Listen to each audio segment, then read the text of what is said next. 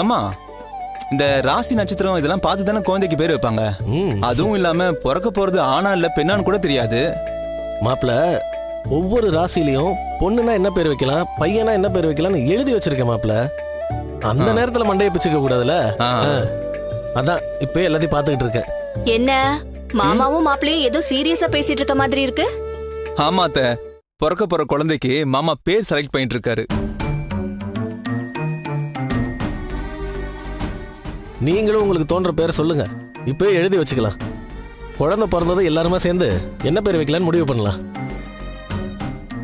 அதுக்கு இன்னும் ரொம்ப நாள் இருக்குங்க. இப்பவே ஏன் அத பத்தி பேசணும், விடுங்க. எந்த குழந்தை பிறந்தாலும் சரி எங்க அம்மா அப்பாவோட பேர் வர மாதிரி ஒரு பேரை சேர்த்து வச்சிடணும். இது என்னடா மாப்பிள்ள கொடுமையா இருக்கு? 10 மாசம் குழந்தைய கஷ்டப்பட்டு பெத்தெடுக்க போறது ரஞ்சிதா. அவங்க அம்மா அப்பா பேர் வைக்கணும்னு நான் வாசப்பட மாட்டாளா? என்ன ரஞ்சிதா? ஆமாண்ணா. ஆமாம்மா, அதுவும் சரிதான். அப்ப நம்ம ஒண்ணு பண்ணுவோம், முதல்ல குழந்தை பிறக்கட்டும், அதுக்கப்புறம் அந்த குழந்தைக்கு என்ன பேர் வைக்கலாங்கிறத நம்ம எல்லாரும் டிஸ்கஸ் பண்ணி வைப்போம். ஓகே. ராமமூர்த்தி மாமா போன் பண்றாரு. ஹலோ, சொல்லுங்க மாமா. மாப்பிள்ள, நான் வேதாவை பார்த்து பேசிட்டேன். மாமா, அம்மா என்ன சொன்னாங்க? வேதாவுக்கு இதுல ஆரம்பத்துல இருந்தே விருப்பம் தான். வித்யா விருப்பத்தை மீறி போக கூடாதுன்னு தான் அவ தயங்கினா. இப்போ அவளே இத பத்தி யோசிக்கிறதா சொல்லியிருக்கா. ரொம்ப சந்தோஷம் மாமா. அத வேணாம்னு வெட்டி விடாம அம்மா யோசிக்கிறேன்னு சொல்லிருக்காங்கல்ல, அதுவே பெரிய விஷயம்தான். அம்மா நிதானமா யோசிச்சாங்கன்னா வித்யாவுக்கு இதான் நல்லதுன்னு சொல்லிட்டு கண்டிப்பா புரிஞ்சுப்பாங்க மாமா. அவகிட்ட பக்குவமா பேசி நல்லபடியா சம்மதமும் வாங்கிடுவாங்க. நாங்களும் அந்த நம்பிக்கையில தான் இருக்கோம் மாப்பிள்ள. சூழ்நிலை அமைஞ்சா நீ உங்க அம்மா கிட்ட பேசு. எல்லாரும் சேர்ந்து பேசினாதான் அவ ஒரு தெளிவான முடிவுக்கு வருவா.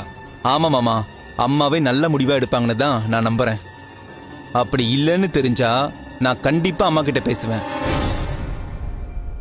நல்லது மாப்பிள்ள, நான் வைக்கிறேன். சரி மாமா, நல்லது.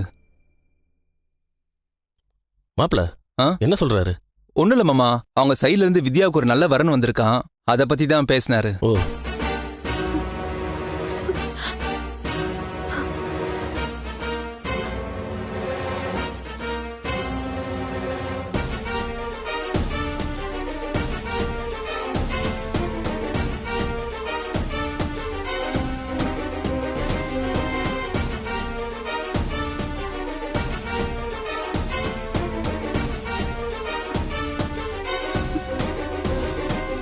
ரொம்ப சந்தோஷமான விஷயம் அருண்.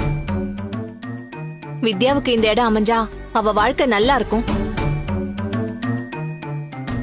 ஆமாத்த, அம்மா தான் அதை புரிய வச்சு வித்யா மனசை மாத்தணும்.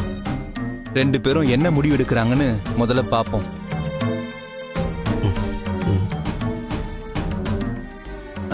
வித்யா வேணான முடிவு எடுத்தான்னா நானே அவகிட்ட பேசலான்னு தான் இருக்கேன். நீ பேசினா அதை அப்படியே கேட்டு வாழற மாப்பிள்ள. மாமா, ஏடா கூடமா ஏதாவது பேசுவாதான். ஒரு நல்ல விஷயத்துக்காக அதெல்லாம் பொறுத்துட்டு போறது தப்பு இல்லைல்ல? சரி. எப்படியாவது இந்த கல்யாணத்தை முடிச்சு வித்யாவை செட்டில் பண்ண பார்க்கணும் மாமா. அவ வாழ்க்கையில ஒரு பிடிப்பே இல்லாம இருக்கிறதால தான் அவ தேவையில்லாத வேலைலாம் பண்ணிட்டு இருக்கா.